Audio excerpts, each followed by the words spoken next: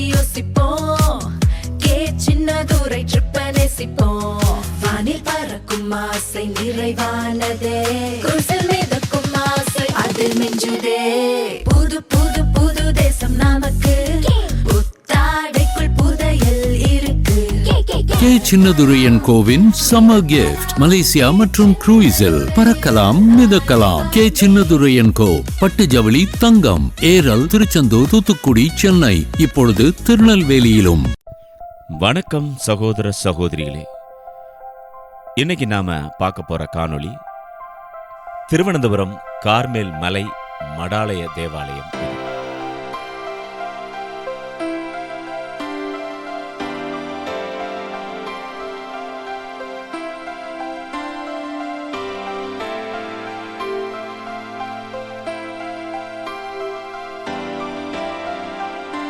கேரள மாநிலத்தின் திருவனந்தபுரத்தில் அமைந்துள்ள ஒரு புகழ்பெற்ற கத்தோலிக்க திருச்சபை ஸ்தலம்தான் இந்த கார்மேல் மலை மடாலய தேவாலயம்.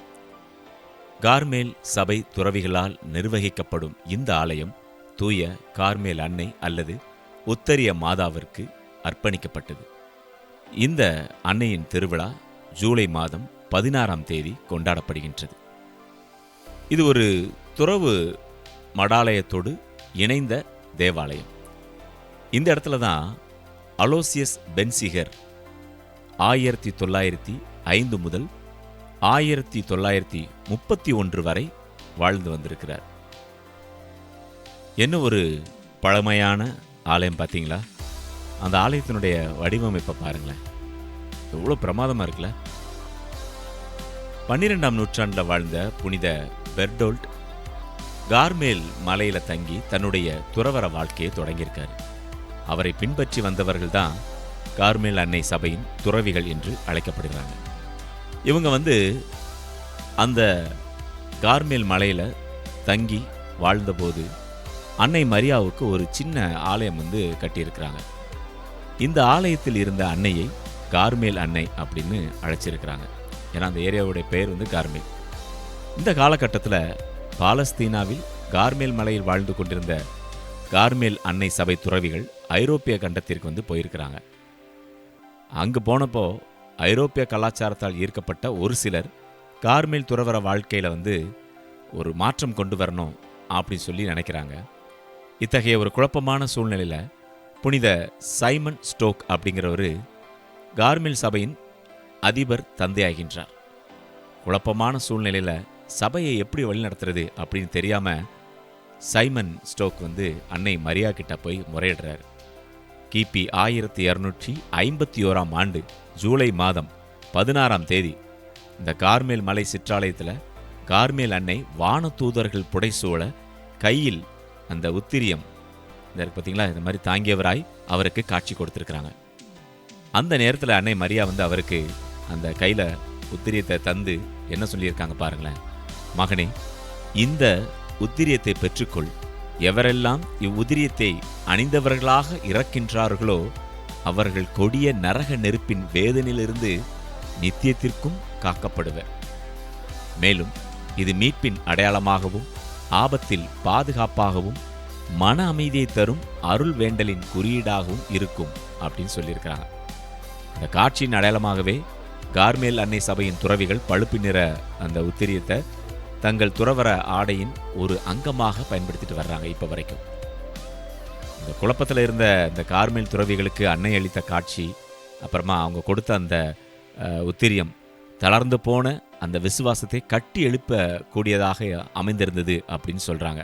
அந்த நேரத்தில் கலங்கி போயிருந்த புனித சைமன் ஸ்டோக்கிற்கு காட்சி கொடுத்த கார்மேல் அன்னை கையோடு தந்த பரிசு தான் அந்த பழுப்பு நிற உத்திரியம். இது கழுத்தில் அணியப்படுகின்ற அருள் வேண்டல் குறியீடு அப்படின்னு சொல்கிறாங்க. அதாவது அன்னைக்கு போருக்கு சென்ற வீரர்கள் தங்களுடைய எதிரியின் தாக்குதலிலிருந்து காத்து கொள்வதற்காக முதுகில் ஒரு இரும்பு பட்டையும் மார்பில் மற்றும் ஒரு இரும்பு பட்டையும் கவசம் போல அணிந்திருந்தாங்களாம். இந்த இரு இரும்பு பட்டைகளும் முதுகோடும் மார்போடும் ஒட்டி இருப்பதற்காக தோள்பட்டையின் மேல் ஒரு நூலால் இணைச்சி கட்டியிருப்பாங்களாம். ஏறக்குறைய உத்திரியமும் இத்தகைய படைக்கவசத்தை ஒத்ததாகவே அமைந்திருக்கும் அப்படின்னு சொல்றாங்க. 2 பழுப்பு நிற தோளிலான பட்டயங்கள் நூலினால் இணைக்கப்பட்டு கழுத்தில் அணியக்கூடிய விதத்தில் அமைந்திருக்கும் அப்படின்னு சொல்றாங்க. மார்பில் ஒன்றும் முதுகில் மற்றொன்றும் என்று 2 பழுப்பு நிற தோளிலான 2 பட்டயங்கள் காத்து நிற்கும். எவ்வாறு படைக்கவசமானது இரும்பு பட்டயங்கள் படை வீரர்களை எதிரியின் வாளினின்றும் வேலினின்றும் காக்கின்றதோ அவ்வாறாகவே இந்த உத்திரியம் நம்மை தீயோனின் தாக்குதலிலிருந்தும் மாற்றானின் சூழ்ச்சிகளிலிருந்தும் பாதுகாத்து ஏறி நரக நெருப்பின் வேதனைக்கு நம்மை கையளிக்காமல் பாதுகாத்து வான்வீட்டிற்கு அழைத்து செல்ல உதவுகின்றது அப்படிங்கிறதான் கார்மேல் அன்னை அளித்த வாக்குறுதி அப்படின்னு சொல்றாங்க. பாருங்க, என்ன அருமையான ஒரு ஆலயம் பார்த்தீங்களா? அற்புதமான ஒரு ஆலயம் நண்பர்களே. தூண்கள்லாம் பாருங்க, என்ன பிரமாதமாக கட்டியிருக்கிறாங்க.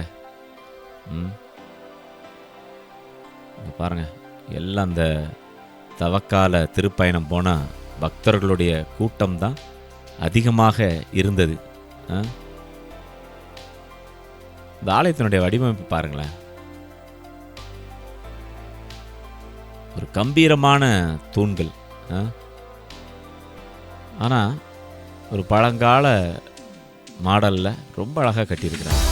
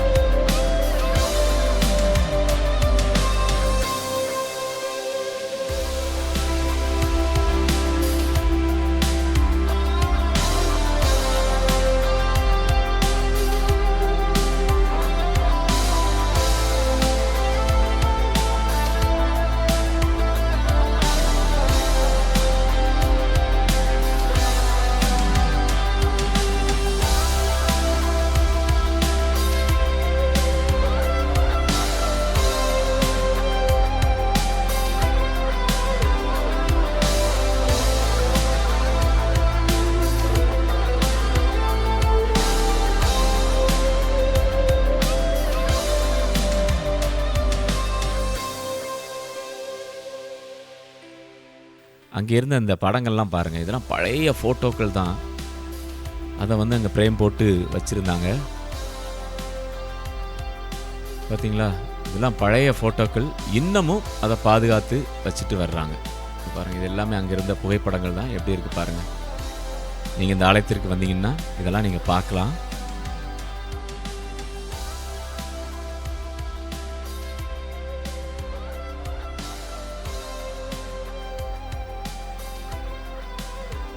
எவ்வளோ அழகான ஒரு ஆலயம் நண்பர்களே. நீங்கள் திருவனந்தபுரம் உள்ளே வந்த உடனே இந்த பாக்கோடு அப்படிங்கிற பகுதியில் தான் இந்த ஆலயம் அமைந்திருக்கின்றது. மறக்காமல் பாருங்கள்.